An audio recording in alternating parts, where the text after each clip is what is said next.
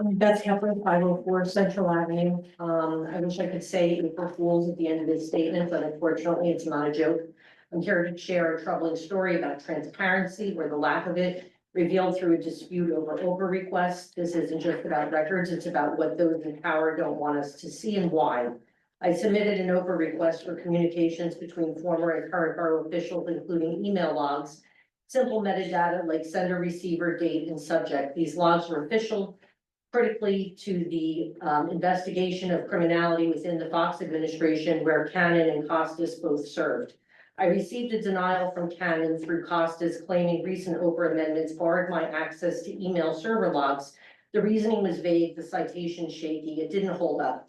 I appealed, citing clear precedent of New Jersey's Supreme Court ruling. I reviewed the 2024 amendments myself. There is no exemption for email logs. Cannon's denial was baseless.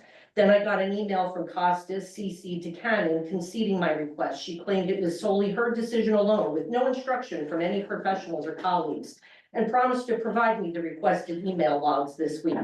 That's where this gets interesting and suspect. Cannon, our borough attorney and supposed OPRA expert, denied my request, implying I wasn't entitled to the logs.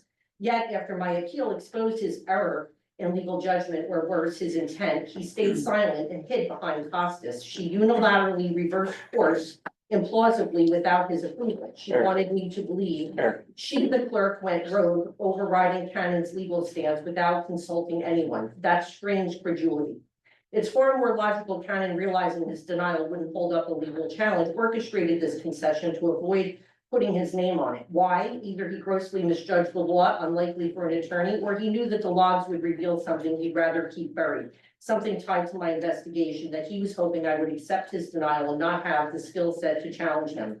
This brings me to a letter sent demanding that they recuse themselves from handling my request, citing rule of professional conduct. Their roles in the Fox administration create a conflict of interest. They're not neutral custodians, they're lead players. First denying my request and then capitulating when challenged smacks of abusing their authority to shield themselves personally. If I didn't know how to write a legal appeal, they would have succeeded in withholding records illegally and without cause, denying my right to access.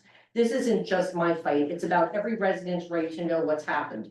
As an attorney, Cannon knew from the start I was legally entitled to those logs. He didn't want them released because of what they would prove. Misconduct, Cannon and Kostyz are desperate to conceal. That's not incompetence, that's premeditated calculation, and it's precisely why Cannon and Kostyz can't be trusted to handle my requests when it's not their own actions, when it's their own actions under scrutiny.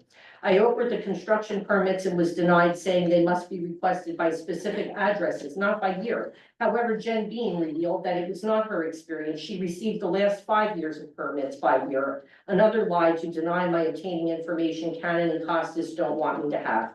Transparency isn't optional, it's the law. When those entrusted with it twist it to protect themselves, they betray us all. And I urge this council to investigate this behavior, to hold accountable those who would rather hide than serve. Fox stated publicly last week it was T&M who wrote the RFP for the church. He said it was DeMarco, Fehrenbach, and Humphrey. He admitted he's not qualified and doesn't have the skills to draft an RFP, but apparently they do.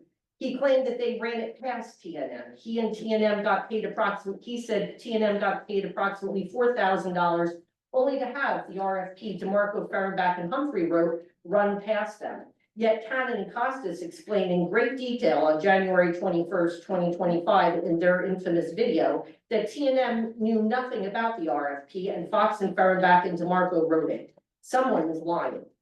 I offered the financial records. T&M was paid $27,000 for an RFP they never drafted, and we're paying CME $20,000 to write a second one. That's $47,000 of your tax dollars, not $4,000 that Fox claimed.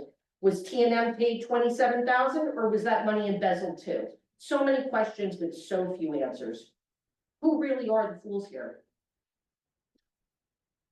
That concludes my statement. Thank you.